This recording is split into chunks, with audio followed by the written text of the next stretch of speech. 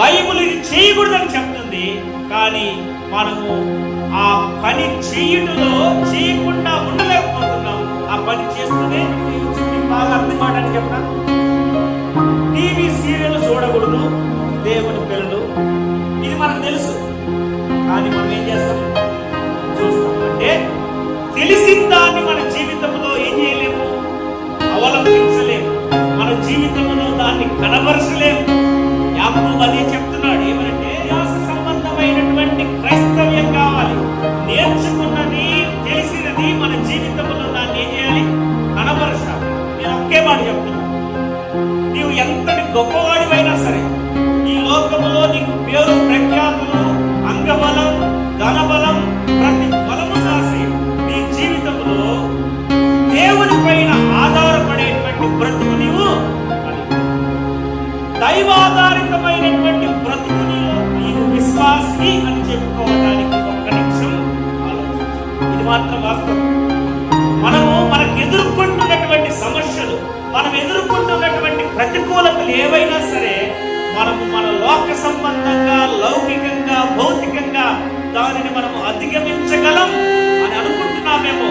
అది కాదు. దానన్నిటినీ ఏ విధంగా అధిగమించాలి అంటే దానన్నిటిపైకి దేవుని పైన ఆధారపడి, ఇదే నిజమైనటువంటి. ఇప్పుడు ఈ మాటలు మనం గమనిస్తూ ఉన్నప్పుడు నేను ఇక్కడ కొన్ని విషయాలు బైబిల్ గ్రంథాన్ని ఇక్కడి నుంచే మనం బయటికి వెళ్ళకుండా, అంటే ఈ అధ్యాయంలో నుంచే కొన్ని విషయాలు నేను చెప్తాను. ఏమంటే యాకోబు ఏం చెప్తున్నాడు? భక్తుడైనటువంటి యాకోబు గారు మనకి ఏం నేర్పించారంటే, రోగం వచ్చిందా, ఇబ్బంది కలిగిందా, సమస్య ఏదైనా సరే ఏం చేయాలి? పరిష్కార మార్గం ఒక్కటే చూపిస్తుంది. మనందరి జీవితాల్లో రకరకాలైనటువంటి ప్రతికూలతలు, ఆ ప్రతికూలతలు దాని గురించి లిస్టు చెప్తే పెద్ద లిస్ట్ అవుతుంది. కానీ వాటన్నిటికీ పరిష్కార మార్గం ఏంటి అంటే ఏంటంట? ప్రార్థనే. ఆ మాటే 13వ వచనం నుంచి 18వ వచనం వరకు మనకు కనిపించేటువంటి మాట ఏంటంటే ప్రార్థన. సమస్య ఏదైనా సరే ప్రార్థన. నేటి క్రైస్తవ్యంలో పొదువైంది, తక్కువైంది, నామకార్థమైంది కనిపించేటువంటి ఏంటంటే ప్రార్థన లేమి లేదు. ప్రార్థన లేకపోవటం వల్లనే ఆధ్యాత్మికమైన జీవితం పురోగతి లేదు, ఆధ్యాత్మికమైన జీవితం ఉచికత లేదు, ఆధ్యాత్మికమైనటువంటి క్షేమం. ఇక్కడ యాకోబు విశ్వాసులకు నేర్పిస్తున్నటువంటి పాట. నాడు పరిస్థితులు ఏమిటో మనకు తెలియదు. నేటి మన దైనందినటువంటి జీవితాల్లో మనము నేర్చుకొని, మన జీవితాల్లో అవలంబించి, మన జీవితాల్లో కనబరచవలసినటువంటి ఆధ్యాత్మికమైనటువంటి సుగుణం ఏంటి అంటే ప్రార్థన. ఇక్కడ చాలా ఉన్నాయి, సమస్యలు ఉన్నాయి, శ్రమ ఉంది, రోగం ఉంది, ఇంకా అనేకమైనటువంటి ప్రతికూలత ఉన్నాయి. అయితే ఏమంటున్నాడు? ప్రార్థన. ఇక్కడ మీకు 3 ప్రశ్నలు కనిపిస్తాయి. 13వ వచనంలో కనిపిస్తుంది. ఒకటి ఏంటి? మీలో ఎవరికైనా శ్రమ సంభవించింది. ఇంకొక ప్రశ్న ఉంది 14వ వచనం. ఏముంది? మీలో ఎవడైనను రోగి అయి ఉన్నాడా అనే మాట. ఇంకొక ప్రశ్న కూడా కనిపిస్తుంది. ఈ 3 ప్రశ్నలకు ఏంటి సమాధానం అని అంటే ప్రార్థనే.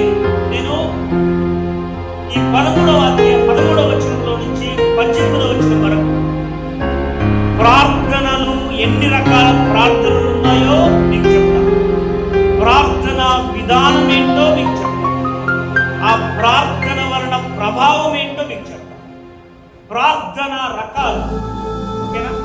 ఎన్ని రకాల ప్రార్థనలు, ఎన్ని విధాల ప్రార్థనలు ఉన్నాయి ఇప్పుడు మనం చూద్దాం. రెండవది ఏంటంటే ప్రార్థన విధానం ఏంటో చూపిస్తాం. మూడవది ఏంటి? ప్రార్థన చేయటం వలన వచ్చేటువంటి ప్రతిఫలం ఏంటో నేర్చుకున్న దాన్ని మన జీవితంలో ఏం చేయాలి? కనబరచాలి, అవలంబించేటువంటి వారంగా. యాకోబు ఏమంటాడంటే, ఇప్పుడు ఒక పిల్లవాడికి ఏదైనా సమస్య వస్తుంది, పిల్లవాడు ఏదైనా చేయాలనుకుంటాడు. పిల్లవాడు పెన్సిల్ కొనుక్కోవాలో లేదంటే నోట్స్ కొనుక్కోవాలనుకుంటాడు. అబ్బా ఈ సమస్య నాకుందని భయపడడు. ఎవరి మీద ఆధారపడతాడు?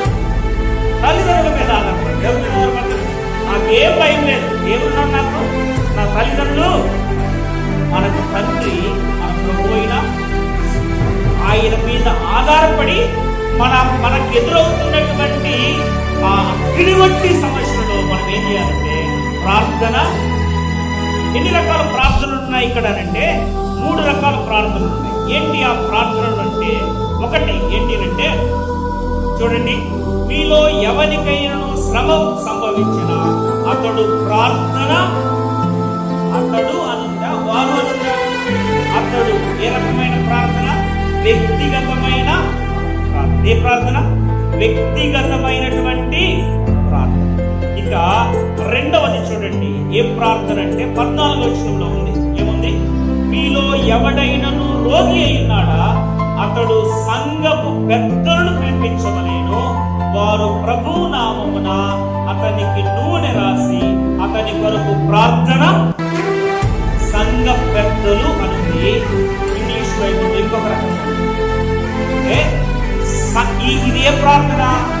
సంఘపు ప్రార్థన. ఒకటి వ్యక్తిగత ప్రార్థన, రెండవది సంఘ ప్రార్థన. మూడవది ఏంటి అంటే 15వ వచనంలో విశ్వాస సహితమైన ప్రార్థన ఆ రోగిని స్వస్థపరచును, ప్రభు అతనిని లేపును.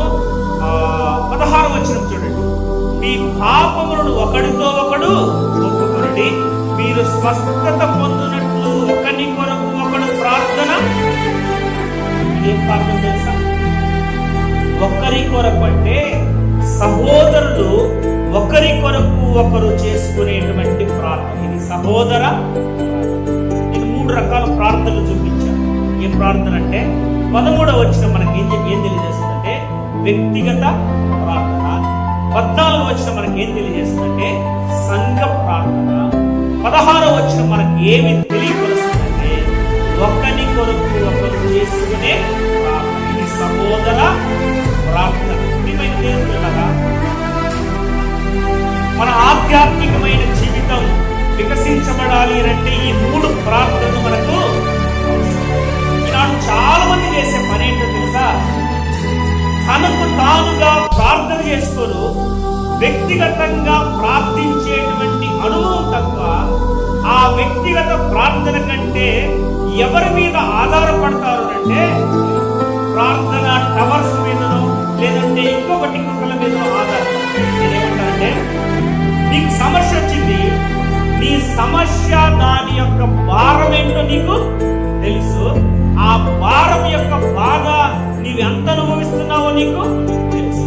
నీకు తెలిసినంతగా పక్కన వారికి నీ వ్యక్తిగత ప్రార్థనలో నీవు చేయవలసింది ఏంటి అంటే, నీకు కలిగినటువంటి శ్రమ, ఇబ్బంది, శోధన, రోగం లేదంటే ప్రతికూలత, అది ఏదైనా సరే నీవు పడేటువంటి బాధ ఇతరులకు తెలియదు కాబట్టి నీవైతే మనస్ఫూర్తిగా ప్రభు పాదాలు పట్టుకొని ఆయన సన్నిధానంలో హృదయపూర్వకంగా ప్రార్థన.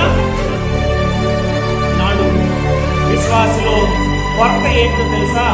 వ్యక్తిగత ప్రార్థన అనుభవం లేకపోవడం. వ్యక్తిగతమైన ప్రార్థన మన జీవితాలకు ఎంతో క్షేమాన్ని అనుభవిస్తుంది. ఒకసారి దాని గురించి ఒక వచన భాగం నేను మీకు చూపిస్తాను. ఆ భక్తుడైనటువంటి దావీదు 18వ కీర్తనలో రాస్తున్నటువంటి మాట ఏంటంటే 18వ కీర్తన చూడండి. ప్రార్థన ఏ రకంగా చేయాలి? ప్రార్థన విశ్వాసముతో ప్రార్థన. విశ్వాసం అంటే ఏంటి? విశ్వాసం అంటే నమ్మకమేగా. విశ్వాసము లేకుండా దేవుడికి ఇష్టడై ఉండుట అసాధ్యమే. దేవుడి పైన నమ్మకము లేకుండా నీవు ప్రార్థన చేస్తే ఆ ప్రార్థనకు ప్రతిఫలమే. ఇది మాత్రం వాస్తవం. నేను వాక్యాలు చూపించు. విశ్వాస సహితమైన ప్రార్థన రెండవది 5వ అధ్యాయం 16వ వచనంలో ఏమనుంది? నీతిమంతుని విజ్ఞాపన మనఃపూర్వకమైనదై బహు బలము గలదై. ఒకటి విశ్వాసంతో చేయాలి, రెండవది ఏం చేయాలి? నీతిమంతుడై. దేవుడు పాపుల మనల్ని ఆలకింపడు కానీ ఎవడైనను భక్తుడై ఉండి ఆడి ప్రార్థన దేవుడు ఆలకిస్తాడు. ఎక్కడుంది మాట? యోహాను సువార్త 9వ అధ్యాయం 31వ వచనంలో దేవుడు పాపుల మనల్ని ఆలకింపడు. ఎవరు మన వ్యక్తి ఈ లోకంలో తన యొక్క పనుల ద్వారా, మంచి పనుల ద్వారా, తనకున్నటువంటి ధనం ద్వారా నీతిమంతుడిగా తీర్చబడలేదు. యేసుక్రీస్తు రక్తము చేత, ఆయన యందు విశ్వాసము చేత, ఆయన కృప చేత నీతిమంతుడిగా తీర్చగలడు. ఆ నీతిమంతుని ప్రార్థన దేవుడు ఆలకిస్తాడు. ఒకటి, విశ్వాస సహితంగా ప్రార్థన చేయాలి. రెండవది, నీతిమంతుడై ప్రార్థన చేయాలి. ఇక మూడవది ఏంటంటే 5వ అధ్యాయం 16వ వచనంలో ఏమనుంది? మనఃపూర్వకంగా ప్రార్థన, ఇష్టమైతే కష్టమైన ఈజీ అవుతుంది. అవునా కదా? నాకు ఆ పని చేయడం ఇష్టం, చాలా కష్టం ఆ పని చేయడం, కానీ నాకు ఇష్టం కాబట్టి సులభంగా. మనఃపూర్వకంగా అంటే హృదయపూర్వకంగా ఎలా చేయాలి? హృదయపూర్వకంగా చేయాలి.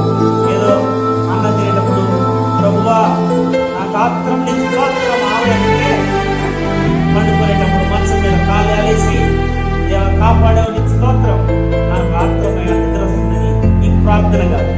మనఃపూర్వకమైన, ఒకటి విశ్వాసహితమైన ప్రార్థన, విశ్వాసంతో చేయాలి, నీతిమంతులై చేయాలి, మనఃపూర్వకంగా చేయాలి. ఇక రెండవది ఏంటి, 4వది ఏంటి అంటే 5వ అధ్యాయం 17వ వచనంలో చూడండి ఏమన్నది? ఆసక్తితో ప్రార్థన. ఏ శక్తి? ఆసక్తి. ఈ సేవకు చూశాడో కాకపోతే ఏమో అనుకుంటాడేమో, లేకుంటే పోవాలి కాబట్టి పోతున్నామని. ఆసక్తి ఉంటే మనకు దేవుడు సహాయం చేస్తాడు.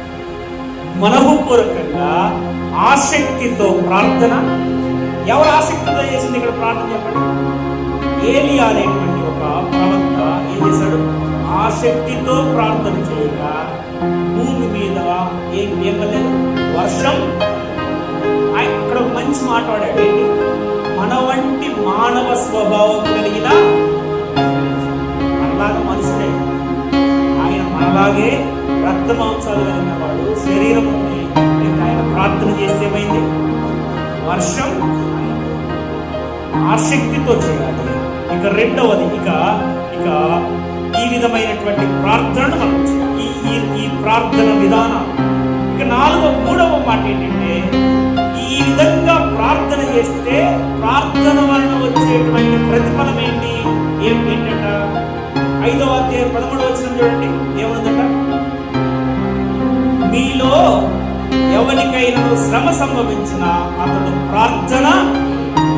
ఈ ప్రార్థన ప్రభావం దేని మీద చూపిస్తుంది? శ్రమల పైన చూపిస్తుంది. దావీదు శ్రమ కలిగినప్పుడు ఏం చేశాడు? ప్రార్థన చేశాడు. ఆ ప్రార్థన ప్రభావం దేని మీద చూపించింది? శ్రమ పైన. ఒకటి, ఈ ప్రార్థన పైన 14వ వచనంలో ఉంది, మీలో ఎవడైనా రోగి అయినాడా? ప్రార్థన ఫలితం చూపిస్తుందంటే రోగం. రోగం అంటే 2 రకాల రోగాలు ఉంటాయి. ఏంటి? శరీర సంబంధమైన రుగ్మత. నేనంటాను శరీరం ఉన్న ప్రతి వాడికి ఈ రోగం రావాల్సిందే, కానీ ఆత్మ సంబంధమైన రుగ్మత, ఆత్మీయంగా పడిపోయి పతనా స్థితిలో ఉన్నటువంటి వాడు ఈ రోగి కోసం ప్రార్థన చేస్తే ఆ ప్రార్థన యొక్క ప్రభావం దేని మీద పడుతుంది? రోగం పైన. సో ఇక ఇంకోటి ఏంటంటే 16వ వచనం చూడండి ఏమన్నది? మీ పాపములు ఒకరితో ఒకడు ఒప్పుకొని మీరు స్వస్థత పొందినట్లు ఒకని కొడుకు ఒకడు ప్రార్థన. పాపము, దాని వ్యతిరేక పదం ఏంటి? పరిశుద్ధత. ఏంటి? పరిశుద్ధత అంటే ఈ ప్రార్థన ప్రభావం పాపం పైన పడ్డప్పుడు పాపంలో ఉన్నవాడు పరిశుద్ధతలోనికి.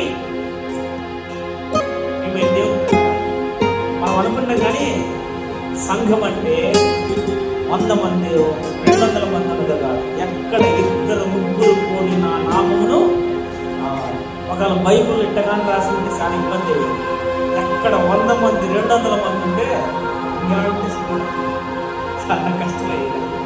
ప్రియమైన వాళ్ళ ఈ రాత్రి జ్ఞాపకం చేసి, ప్రార్థన రోగముల పైన ప్రభావం చూపిస్తుంది. ప్రార్థన పాపం జీవితంలో నుంచి ఎక్కడ తీసుకొస్తుంది? పరిశుద్ధతలోనికి తీసుకొస్తుంది. ఇక చివరి మాట చెప్తాను.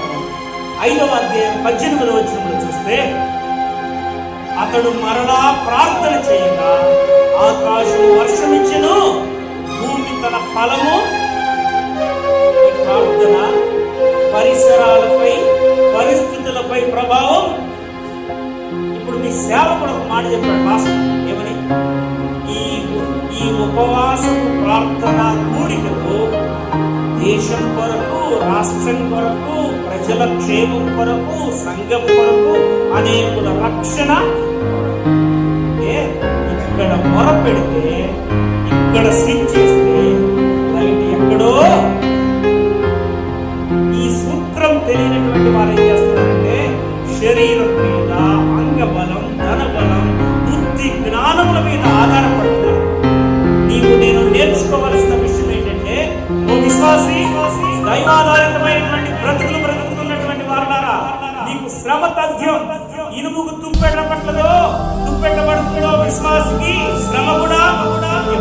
శ్రమ కలుగుతూ ఉన్నటువంటి తరుణంలో నీవు దేవుని పైన ఆధారపడి ఎదురవుతున్నటువంటి శ్రమలో సహనముతో ఉండాలి. ఈ సహనముతో చేయాల్సిన ప్రార్థన.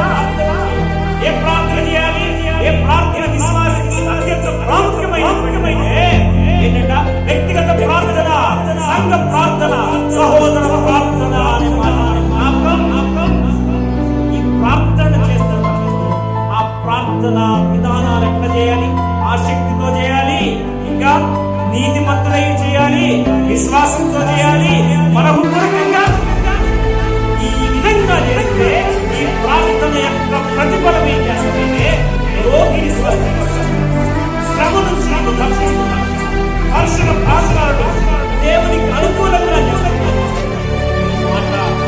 గుర్తుపెట్టుకోవాల్సినటువంటి ఆవశ్యకత ఎంతైనా, ప్రభు అయిన యేసుక్రీస్తు వారు ఈ లోకంలో శరీరధారిగా ఉన్నప్పుడు ఆయన 3.5 సంవత్సరాలు పరిచర్య చేస్తున్నటువంటి తరుణంలో పగలంతా బోధించి రాత్రి ఏం చేసేవాడు? ఆయన గెస్సెమనేటువంటి వనములోనికి వెళ్ళి ప్రార్థన. ఆయన ముందు మరణం ఉంది, ఆయన ముందు శ్రమ ఉంది. శ్రమ, మరణం ఆయన కడుపులో వస్తున్నటువంటి తరుణంలో రావణ వారు ఆయన పట్టుకొని శిలువకు అప్పగించబడలో ఆయన ఏం చేశారంటే, ఆయన ఆసక్తితో ప్రార్థన, తన చెమట బిందువు రక్తము బిందువుగా మారుతో ప్రార్థన చేశాడు. ఏం చేస్తున్నాడంటే, తండ్రి నీ చిత్తమైతే ఈ గిన్నె నా యొద్ద నుండి ఆయనను, ఇది నీ చిత్తమే. మన ప్రభు అయిన యేసుక్రీస్తు వారు శిలువకు అప్పగించబడినటువంటి సమయంలో ఆయన ప్రార్థన చేసి ప్రార్థనతోనే ఏమన్నాడు? తండ్రి మీరేమి చేయించున్నారో. దేవుని బిడ్డలమైన మనం, దేవుని ఆత్మను సంతరించుకున్న మనం, దేవుని యొక్క రాజ్య వారసులుగా పరిగణించబడినటువంటి మనం ప్రార్థనలో నలగాలి, ప్రార్థనలో మెలగాలి, ప్రార్థనలోనే మమేకమైపోయి ప్రార్థన యొక్క ఆసక్తిని, మాధుర్యాన్ని నీవు ఎప్పుడైతే అనుభవిస్తావో నీ జీవితంలో అద్భుతమైన ఫలితాలను చూడటానికి దేవుడు నీకు కన్నులారా నీ కళ్ళ ముందు చూస్తాడు. ఆయన చనిపోయి తిరిగి మృత్యు చేయడం కూడా 3వ నాడు తిరిగి లేచి ఆయన ఏం చేస్తున్నాడు అంటే, తల్లి కుడి పార్శ్వన ఆయన ఏం చేస్తున్నాడు? ప్రార్థనలు. యేసు ప్రభువే ప్రార్థన గురించినటువంటి ప్రాముఖ్యత. అటువంటి ప్రార్థనలో మనం ఏం చేయాలంటే, నలిగిపోయి ప్రభు సన్నిధానంలో కరిగిపోయినప్పుడు నీ జీవితంలో ఉన్నటువంటి ప్రతికూలతలు, ఆ అవమానాలు, ఆటంకాలను తీసివేసి శుద్ధ సువర్ణతోనే ప్రభు దృష్టికి నీకు యోగ్యమైనటువంటి వాడగా కనబడటానికి దేవుడు నీకు సహాయం. అట్టి కృప దేవుడు మనందరికి అనుగ్రహించి, అట్టి కృప స్థానిక సంఘములకు దేవుడు అనుగ్రహించాలని ప్రభు నామమును తెలియజేస్తాడు. ఈ కొద్ది మాటలు ముగిస్తూ ఉన్నాను. దేవుడు మనందరినీ ఈ మాటలు అర్థవంతంగా విరక్షించాలి. హృదయపూర్వకంగా దేవుని స్తుతిస్తూ ఓపికగా విన్నటువంటి మీ అందరికీ మరొకసారి మనస్పూర్వకంగా ఆ హృదయపూర్వకమైన వందనాలు తెలియజేస్తూ, ప్రియమైనటువంటి దేవుని పిల్లారా, ఈ రాత్రి ఇక్కడ చేరి ఈ మాటలు విన్నటువంటి మీరైనా ఈ శబ్దయంత్రాల ద్వారా మీ స్థలాలలో కూర్చొనో మంచముల పైన పడుకొనో ఈ మాటలు ఆలకిస్తూ ఈ మాటల పైన మనసు పెట్టినటువంటి వారులారా, ప్రభు అయిన యేసుక్రీస్తుల వారి ఈ లోకంలో ఆయన మన నిమిత్తమై చేసినటువంటి కార్యాలు, మన పాపముల నిమిత్తమై ఆయన పడిన శ్రమ, నింద, అవమానం, ఆయన మన కొరకై తండ్రి దగ్గర విజ్ఞాపన చేస్తున్నాడో మనమందరం ఎరుగుదము.